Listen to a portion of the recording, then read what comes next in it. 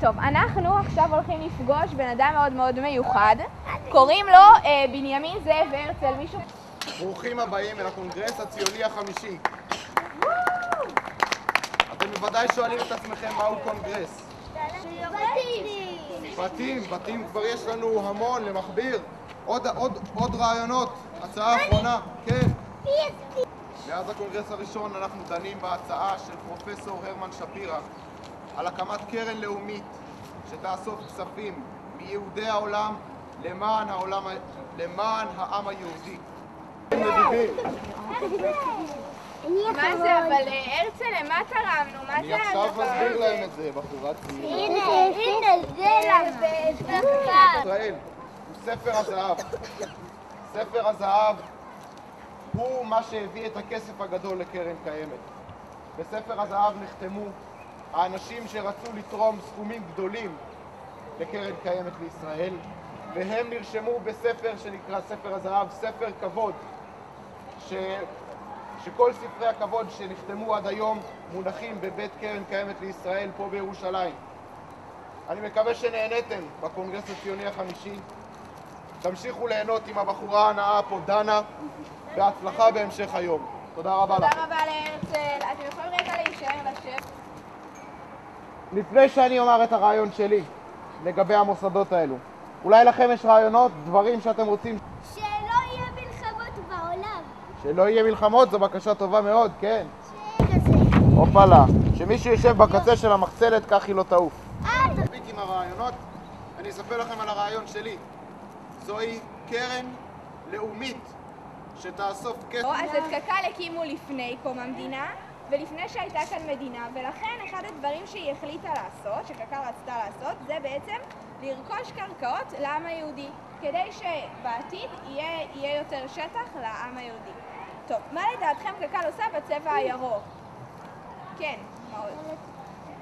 צמחים, נכון. איך לדעתכם היא הפכה את החום לירוק, את האדמה החומה שתהיה אדמה ירוקה? נכון, הם נטו, מה הם נטו? כן. נכון, הם נטו, חלק ממנו גם שייך לקק"ל, חלק בבעלות פרטית. דבר נוסף שקק"ל עושה זה היא בונה מאגרי מים. תקנו לתמונה שנייה. יפה. אוקיי, של ט"ו בשבט. א', חג האסיף, ב', חג מתן תורה, ג', חג האילנות, וד', חג הפריחה. אני. כן. חג אילנות. חג אילנות, יפה מאוד, כל הכבוד. איזה סוג עץ נטעה קק"ל, קרן קיימת לישראל, ביער הראשון שלה? א', אורן, ב', חרוב, ג', זית, 4, ד', 100, אוקיי. כמה מין... בוא נראה מי איתה נכון. רגע, לא, אל תצביעו. לא שאלת שלי. מתי ואיפה? אצלי אצלי שי, צעצועים. אני. יפה מאוד. העצים משמשים כמחסה מפני אירוע. העץ נותן לאדם. נכון, והנה האחרון, בוא תדביק אותו. יפה מאוד. לא, יש עוד אחד. ועכשיו שאלה אחרונה. מה יש יותר? דברים שהאדם נותן לעץ, או דברים שהעץ נותן העץ לאדם? נותן לאדם. מה זה מלמד אותנו, חניכי... לא, זום קצת, תן שירות. כל הכבוד, הבנות, הטור שלכם מושלם, הבנים, הטור שלכם מאוד חשוב. יופי, יצלמו אתכם, נכון? יצלמו יותר יפה בטור?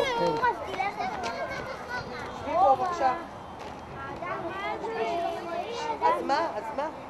פעם אחת היה עץ, הוא אהב ילד קטן אחד, ילדה קטנה אחת. וכל יום הילדה הייתה באה ואוספת את העלים של העץ ועושה מהם כתרים ומשחקת במלך היער. כן, תאספי. תאספי את כל העלים של העץ. נשמע כאילו... יש פה תודה ליעל. עץ ארום. יש תודה ליעל.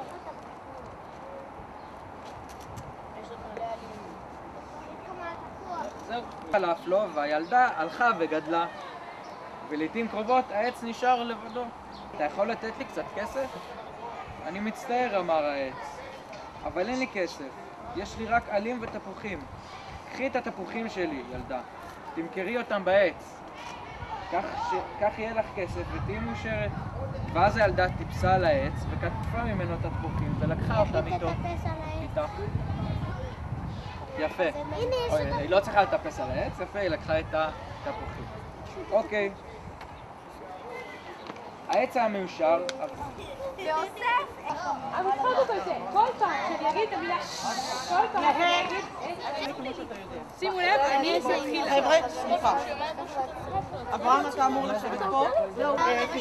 יש פה ילדים שמחור. איך חוץ מזה אתה מחזיק לי? עם יד. שיר תורר. מה, תעשי תנועה. תעשי תנועה. תעשי תנועה. ילדים תחשבו כבר עכשיו על פשעה, פשפוש. אילי. לא משנה, זה לא צריך להביא.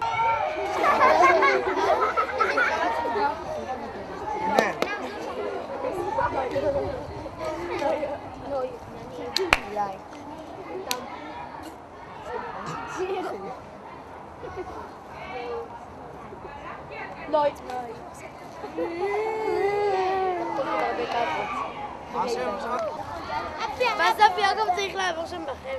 וקוף. אקליפטוס! אקליפטוס! שיר לא שם. מה שמה? שיטה! שיטה, יפה מאוד. בית השיטה. אין שיטה, אין שיטה, נכון? אז בואו, הנה, תיקח את זה. יש משהו אחר? רוי, זה פעם! זה פעם!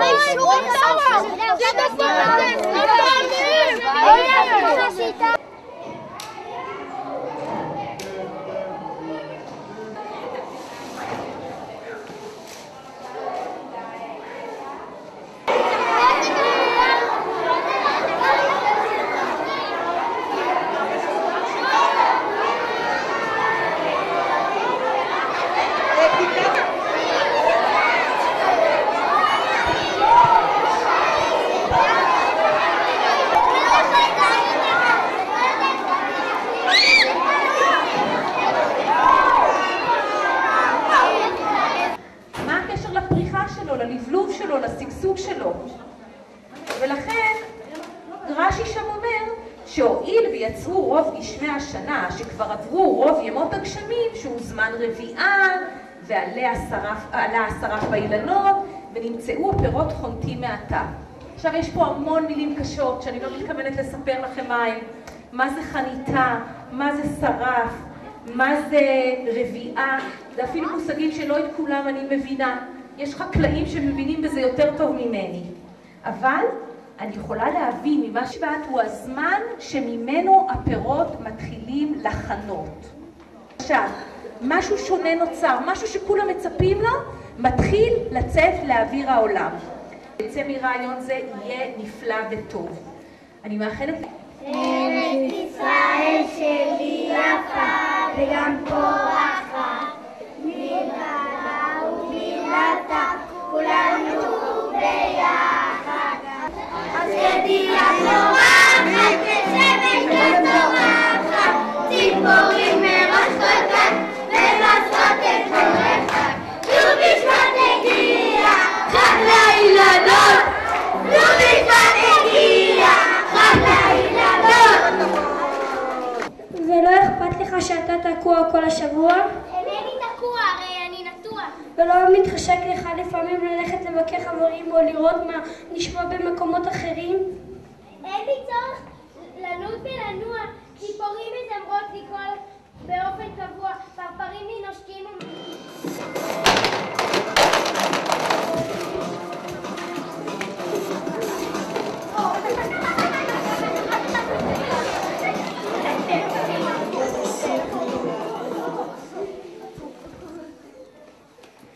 תן דעתך שלא תקלקל ותחריב את עולמי, שאם קלקלת אין מי שיתקן אחריך.